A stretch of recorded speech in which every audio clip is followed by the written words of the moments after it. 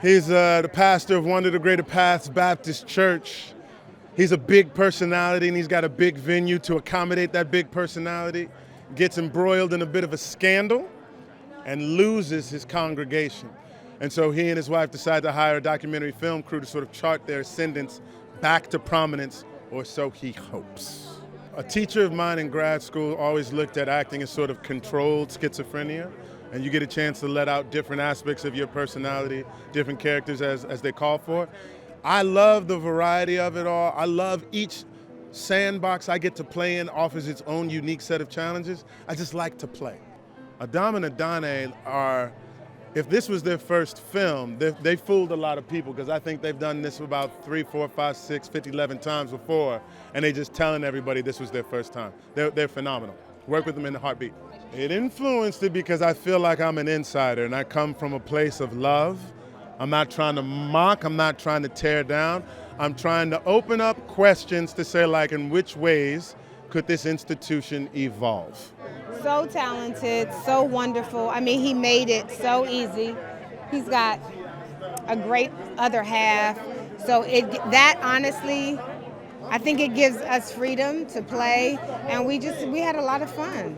That was an emotional roller coaster. You know, Trinity went through a lot in the film, but it was still a lot of fun. That was the thing with her and Lee Curtis. Where they worked great. Oh, they're so lovely, so talented, so smart, so connected in the way they work together. And they were delightful. I loved their entire process, and extremely clear and yet collaborative. You know, like, I think the industry is lucky to have them. I love being connected to God. I love going to church. There are places where I think the church can evolve in some of their ideologies, how they teach and preach, and that I have never agreed with.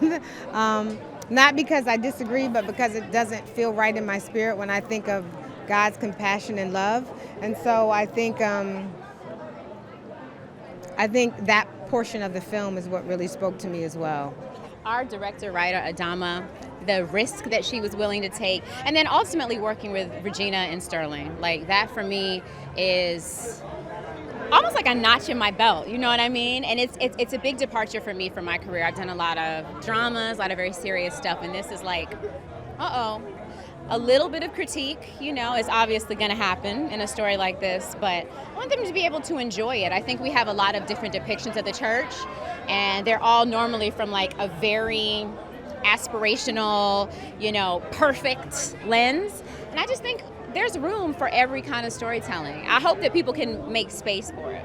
Confidence and I did a full concert with a choir, and I don't think it's in there, but I've never been like a pastor with a choir behind me, and there's something really powerful about that. Because the script, man, I thought it was an amazing topic, and something that should be put out in the forefront, and it was funny.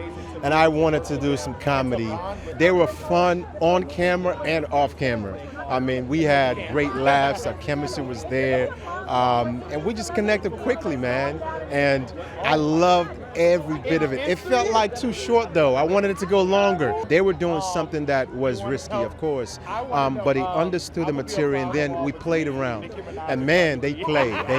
They took things out. They reduced it. They got big. They got small. And leadership is hard, man. Leadership is hard, and you know, as you rise, just work harder to maintain your integrity. Work harder to remain who you started out to be. The prayer scene was hilarious because it felt like a battle, you know, but man, we laughed a lot. First of all, this story is like just so needed, I feel, for the church community. Anybody that is well-versed in church culture, Christian culture, knows that there's a lot of things that are just overlooked and swept under the rug. And I feel like this movie shines a light on a lot of that. I learned so much.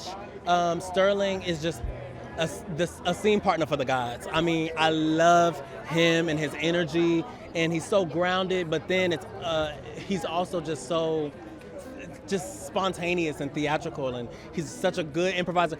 Regina's hilarious.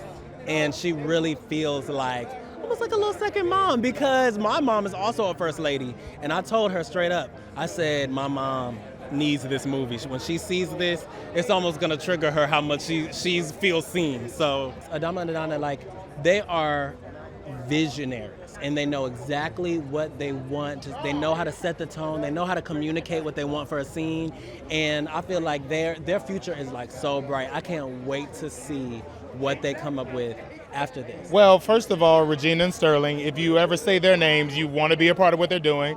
But also, it was the story. You know, especially me being from Atlanta, growing up in the church, it was a script and a story that I felt needed to be told, especially for our culture, especially for our people. Like, we need to be able to laugh at ourselves and also call ourselves out, you know, to sort of look at ourselves in the mirror. And I think that's what this movie does. I mean, truly a dream come true. Like, we were laughing on set all the time. And, you know, we filmed this in the dead of summer, so it was like 98 degrees in Atlanta, humid. We're outside under this little tent. The only thing we could do was drink water and laugh. Like, that was the only way we was able to get through it. But because of that, we truly were able to bond and become a family. They are truly the next superstars of Hollywood. They are so brilliant, so funny, so amazing, and they just know they know their story so well that they're able to play within it, which gives us the opportunity to play within that. I would love the audience to sort of take away not only laughter, but also like reflection, you know, especially those who come from the, you know, church community or religious background. It's like, have the reflection to look at it, be able to laugh at it, and also say, how can I do better? You know, how can I, you know, change so I can be my best self? Chasing Regina Hall across a football-sized field parking lot with a mic in the sun. And she, because she didn't have a mic, was saying all the funniest things while following her. That, like, for me, like, we had to do that scene like at least 7 to 8 times, and we just cracked up the entire time. That's probably one of my favorite memories. They made my job super easy. It was fantastic. It felt very familial and communal and we were all super protective over each other. It was great. They were really dedicated to like nurturing us as filmmakers. It was really nice. I think that it's the one that called to us the loudest or plagued us the most. That's a good one. Our lived experiences, I think. Yeah, definitely our lived experiences growing up in Southern Baptist megachurch culture. A lot.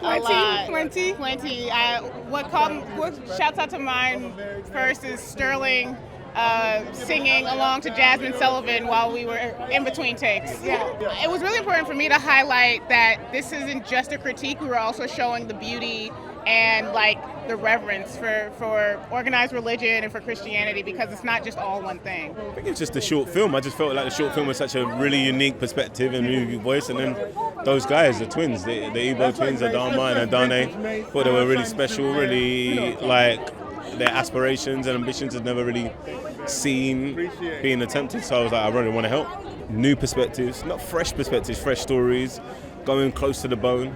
I mean, and like giving your all to a project, you know, and really giving you food for thought and like conversation starters, you know.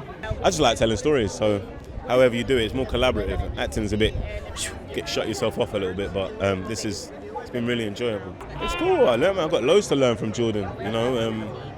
Loads to learn from how he puts projects together, how he develops projects. So it's incredible that he came onto this to help us.